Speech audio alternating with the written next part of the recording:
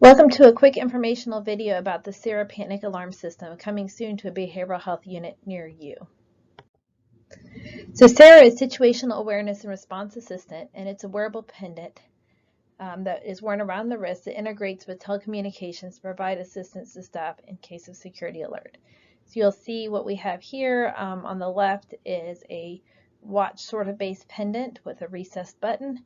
And for size comparison, you can see it next to my Samsung smartwatch. I know we had talked some about whether this could be a clip-on pendant.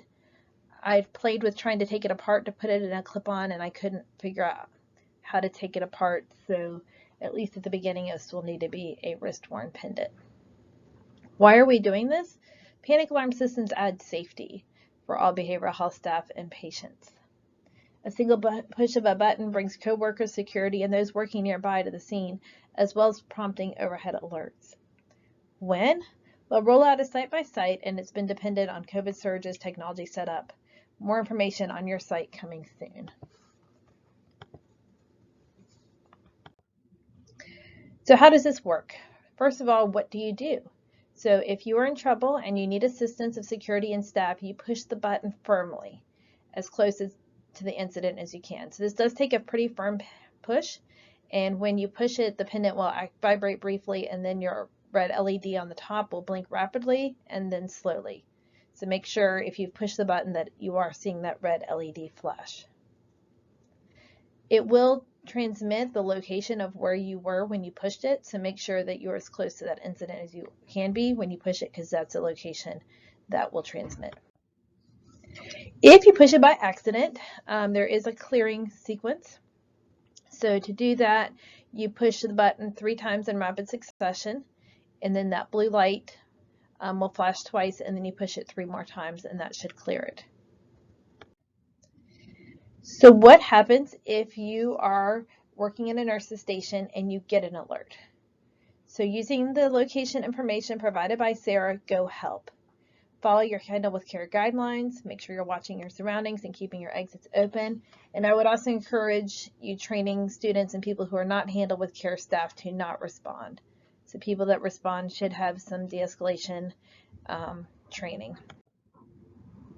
What do you do if you need to clear the event? So you've had the event and it needs to be cleared. The unit and security will have a device that clears the event. This is actually a just very strong kitchen magnet. So magnets are what clear the event, but do not clear an event unless it's been fully investigated. There's a difference between acknowledging and clearing that we'll talk about here in a minute. So how do these alerts come across?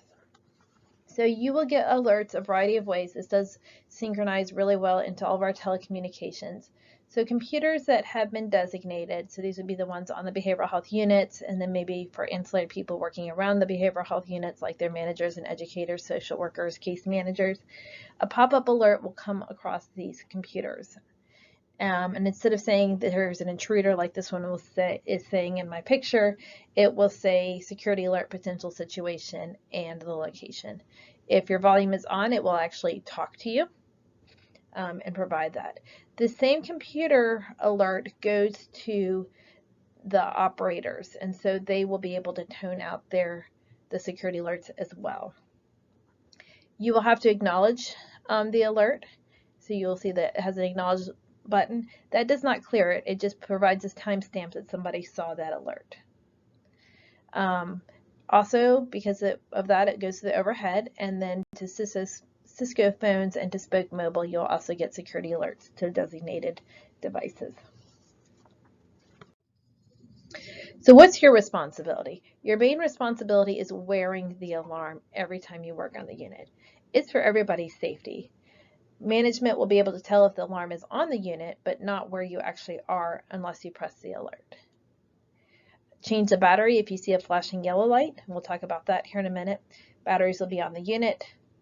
And if you have a glowing yellow light, you don't actually have a battery and you need to put a battery in it. And then if you leave employment here on a behavioral health unit, you need to return it just like you would your keys and your badge if you were leaving the hospital itself. So make sure you return your alarm if you leave employment. Caring for the alarm. So it is water resistant, but not waterproof. So it can handle light splashes with hand washing, or if you're helping to shower a patient or something happens, but not really high direct sprays and not submersion in water. In terms of cleaning products, you can use a damp cloth and mild soap or disinfectant wipes, but it says not bleach. So you would want to look for your wipes that don't have bleach in them. And definitely don't put it in the washing machine or dishwasher. Changing the battery is super easy. The back is what's shown on the right. You're going to left turn it to go to the unlock, and then the back will just lift off, put a new battery with the plus mark facing forward, and then tighten going right back to the lock section. The batteries are CR2032 lithium metal coin cell batteries, and managers should be purchasing these. The back will open with a credit card or the clearance card or a coin. They're pretty easy. So the Sara system integrates with blueprints that were created and names that were selected by management. And so individual floor plans have location names. I've also provided these 2 different managers so that you can look at them and really know what the locations are called. So it's important for you to be aware of. These are kind of small, but there should be bigger versions floating around your hospital. So for example, this is SRMH's floor plan in Obacy, in Virginia Beach,